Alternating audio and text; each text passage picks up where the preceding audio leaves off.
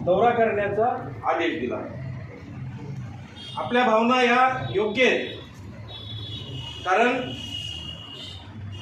कोणतीही गोष्ट चालवायची असेल किंवा गाडी असो किंवा मग घर असो किंवा मग शरीर असो, त्याला ऊर्जा असली पाहिजे आणि ऊर्जेशिवाय कोणतीही वस्तू चालू शकत नाही।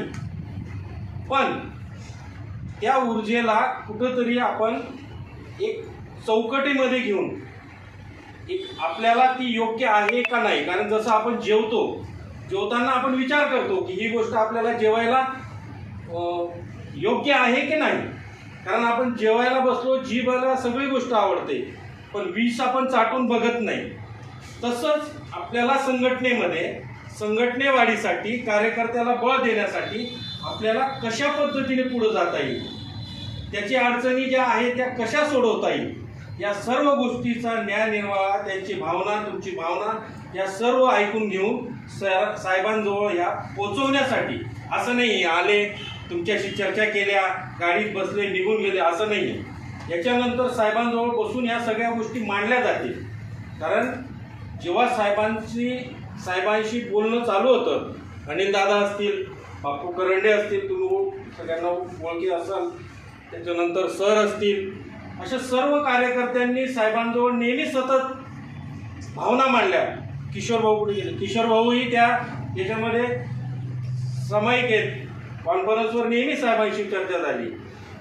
आता या सगळ्या चर्चेमध्ये आमचं म्हणणं होतं की कार्यकर्त्यांना जोपर्यंत बळ मिळत नाही, कार्यकर्ता हा जसा इतर पक्षांच्या कार्यकर्त्यांच्या तुलनेमध्ये आपण त्यांची बरोबरी करू शकत नाही, पण कमीत कमी या देशामध्ये अन्नदात्याची संख्या ही मोठी। आज सरकार त्याच्या पाठीमागे उभा नसला तरी आज पेरणी करण्यासाठी, पाऊस येत नसेल तरी पेरणी करण्याचं नियोजन त्याच्या घरामध्ये त्याने 100% करून ठेवलेलं आहे। तो हा विचार करत नाही की सरकार मला देईल का नाही, बँक मला देईल का नाही, पण 100% पेरणी होते का नाही। अशा लोकांसाठी आपण संघर्ष करतो, पण आपण त्या लोकांपर्यंत जी आपली भावना आहे आपण याच्यामध्ये मीटिंगमध्ये, बैठकीमध्ये मांडल्या, पण ह्या भावना आपण त्या लोकांपर्यंत पोहोचवल्या नाही। का पोहोचवल्या नाही? का आपण कुठंतरी आपण शंका व्यक्त केली की आपण सांगायचं का नाही सांगायचं।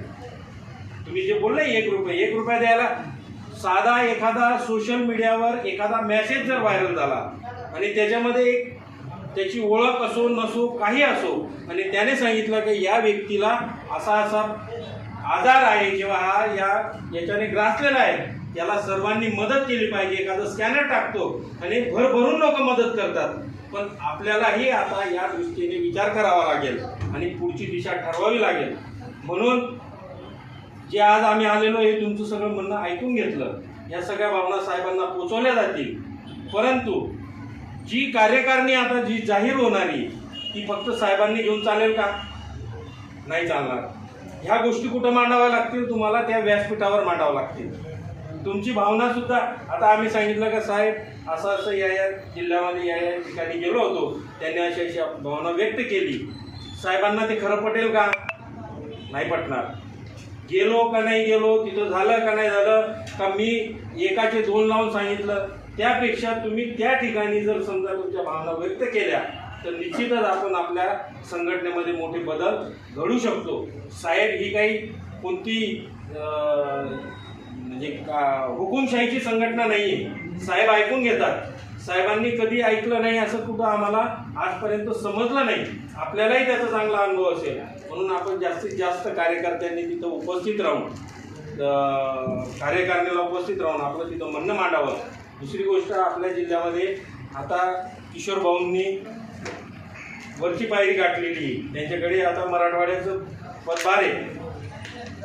इथं नवीन जिल्हा अध्यक्षांची नेमणूक ही होणार आहे, म्हणून आपण 5 लोकांनी, 5 जणांना ज्यांना असं वाटतंय की बा 5 लोक आम्ही आहोत, आम्हाला पण इच्छा आहे जिल्हा अध्यक्ष होण्याची, कारण ही काय असं नाही की तू जिल्हा अध्यक्ष होऊन जा रे बाबा, असं नाही आहे। आपण हे 5 नावं साहेबांपर्यंत पोहोचू, आपण या नावाची पण आपण एक नावं देण्याची विनंती करतो। मी तसं